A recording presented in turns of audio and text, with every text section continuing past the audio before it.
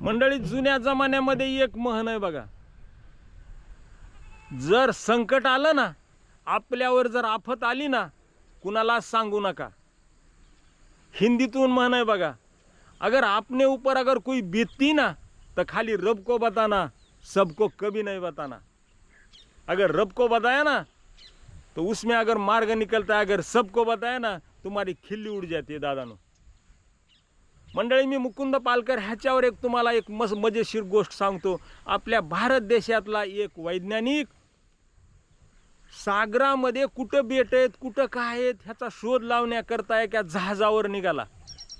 मग ह्या बेटाहून त्या बेटावर, त्या बेटाहून ह्या बेटावर त्याचा एक प्रवास त्या ठिकाणी सुरू झाला. ह्याला प्रत्येक बेटावर काय आहे नेमकं, इथं कुठल्या प्रकारचे जीव जंतू राहतात ह्याचा सगळा अभ्यास करायचा होता.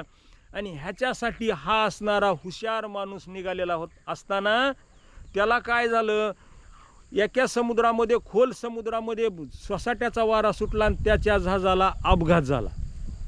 मग अपघात झाल्यानंतर सगळे हे हुशार माणसं असतात, त्यानं काय केलं, त्याच्यामधलंच एक लाईफ जॅकेट असेल, तिथलं एखादा बलून असेल, त्या स्वतःसोबत घेतला आणि वाहत निघाला. वाहत निघाल्यानंतर एका बेटावर त्यानं बेटावर आश्रय घेतला. आणि आश्रय घेतल्यानंतर त्याला त्याच्या ईश्वराची आठवण झाली, कारण तो कट्टर शिवभक्त होता. त्यानं सांगितलं, हे देवा, आता ह्या ठिकाणी मी अडकलोय, काही कर, मला ह्या ठिकाणी सोडव.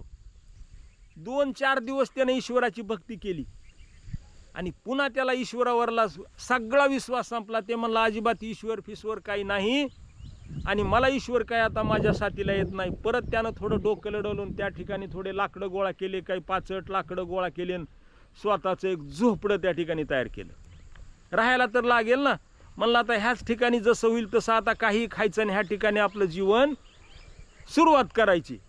असं करत असताना एक त्यानं झोपडी बांधली आणि झोपडी बांधल्यानंतर तो काहीतरी कंदमुळं हुडकायला गेल्यानंतर गेली ना झोपडी जळून. त्या ठिकाणी कुठंतरी एखादी स्पार्किंग, एखाद्या झाडाला झाड घासला असेल किंवा त्याच ठिकाणच्या वाळूच्या गरमीनं आग लागली असेल, झोपडी गेली जळून. झोपडी जळाल्यानंतर त्यानं ईश्वरांना परत शिव्या द्यायला सुरुवात केली. एवढं करून द्यावा म्हणले, तू माझं हायती बी अस्तित्व माझं नष्ट केलंच, आता माझ्यावर तुझ्यावरला माझा विश्वास संपलेला आहे. परत निराश झाला आणि आता काहीच करायचं नाही, आता शेवट म्हणला आपलं आता इथं आपण वाचत नाहीत, जसं असेल तसं म्हणला जे आहे ते खायचं आणि आपलं बसायचं. अशा पद्धतीत करत असताना एके दिवशी काय झालं, सकाळी त्यानं रात्रभर त्या वाळवंटात झोपला आणि सकाळी उठला. सकाळी उठल्यानंतर एक जहाज त्या दिशेनं त्याला यायलेलं दिसलं. त्या जहाजावर 5-6 जण लोक होते आणि त्याला इशारा करत होते की आम्ही घाबरू नको, मी तुझ्याकडे येतोय. ह्याला परत आश्चर्य झालं, नेमकं आता हे झालंय काय. ते जहाजावरले लोक जवळ आले. जवळ आल्यानंतर उतरले. ह्याला काय केलं, हाताला धरलं, परत त्या आपल्या जहाजावर घेऊन गेले. आणि ह्या असणाऱ्या वैज्ञानिकानं त्यांना प्रश्न केला की नेमकं म्हणले तुम्ही माझ्याकडं आलात कशामुळे, कसं काय आलात.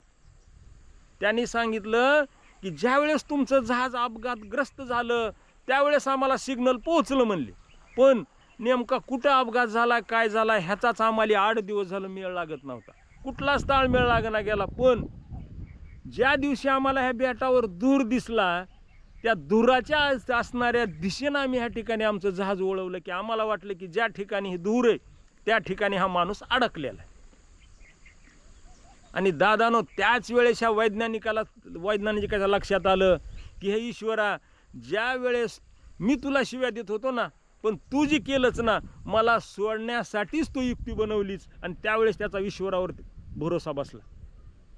तसं लक्षात ठेवा बरं का, ईश्वर कधीही जर तुमच्या एका हातातलं जर हिरावून घेत असेल ना, निराश न होता एक लक्षात ठेवा, कधीही तो हात तुम्हाला डबल देण्यासाठी ईश्वरानं रिकामा केलेला असतोय.